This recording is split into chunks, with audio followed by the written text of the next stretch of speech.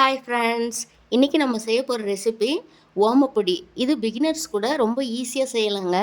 இது இப்போ எப்படி செய்கிறதுன்னு தான் இந்த வீடியோவில் பார்க்க போகிறோம். இப்போ தான் நம்ம சேனலை முதல் முறையாக பார்க்குறீங்கன்னா சப்ஸ்கிரைப் செய்து கொள்ளுங்கள். இப்போ வாங்க வீடியோக்குள்ளே போகலாம். இதுக்கு ஃபஸ்ட்டு நம்ம ஓமம் ஒரு ஸ்பூன் எடுத்து வறுத்து எடுத்துக்கலாம். இதை வறுத்து பொடி பண்ணிக்கணும்.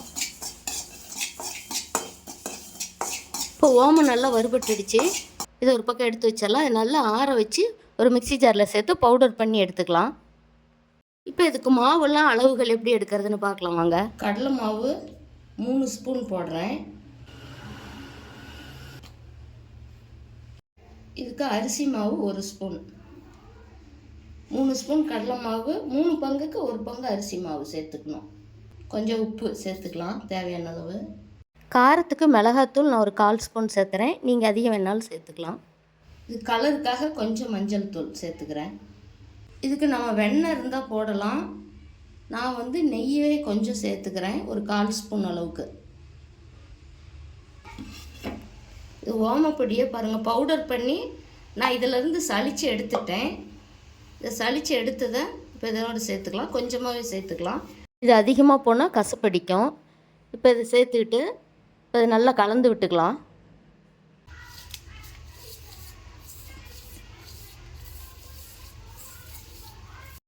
நல்லா கலந்து விட்டாச்சு. இப்போ இதுக்கு கொஞ்சமாக தண்ணி தெளித்து மாவை சப்பாத்தி மாவு பிசைகிற மாதிரி பிசைஞ்சு எடுத்துக்கணும். கொஞ்சம் கொஞ்சமாகவே நம்ம தண்ணி தெளித்து பிசைஞ்சிக்கலாம்.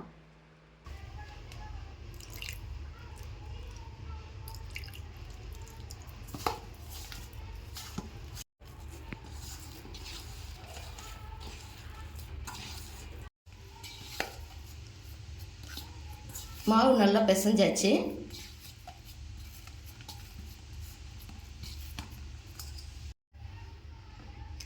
இதுக்கு நான் முறுக்கு புளி இறைச்சி சின்ன ஹோல் உள்ளது எடுத்திருக்கேன். இது கொஞ்சமாக எண்ணெய் தடவிக்கலாம். கடல மாவு ஒட்டாமல் வரும்.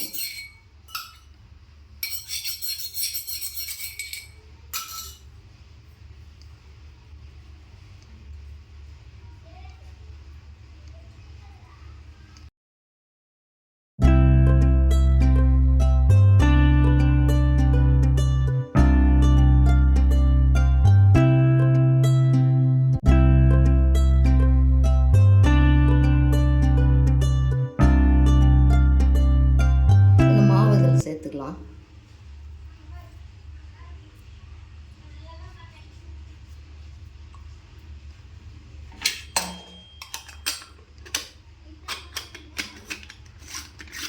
ஸ்டவ் ஆன் பண்ணி ஒரு வடசட்டி வச்சுக்கலாம்.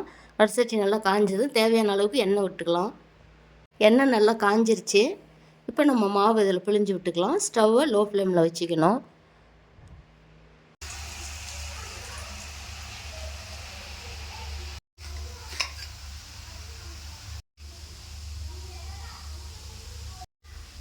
இந்த சத்தமெல்லாம் அடங்கினுச்சுன்னா நம்ம திருப்பி விட்டுடலாம்.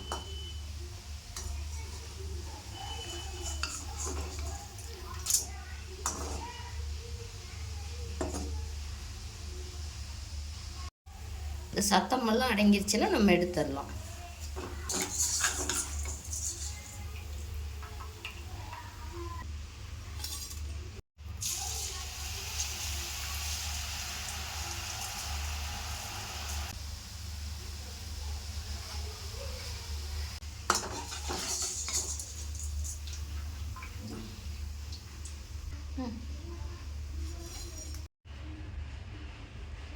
ஓமப்பொடி ரெடி ஆகிடுச்சு. இதே போலவே நீங்களும் செஞ்சு பாருங்கள். செஞ்சு பார்த்துட்டு உங்களுடைய கருத்துக்களை கமெண்ட் பாக்ஸில் சொல்லுங்கள். இந்த வீடியோ பிடிச்சிருந்தால் லைக் பண்ணி ஷேர் பண்ணுங்கள். சப்ஸ்கிரைப் பண்ணுங்கள். தேங்க்யூ.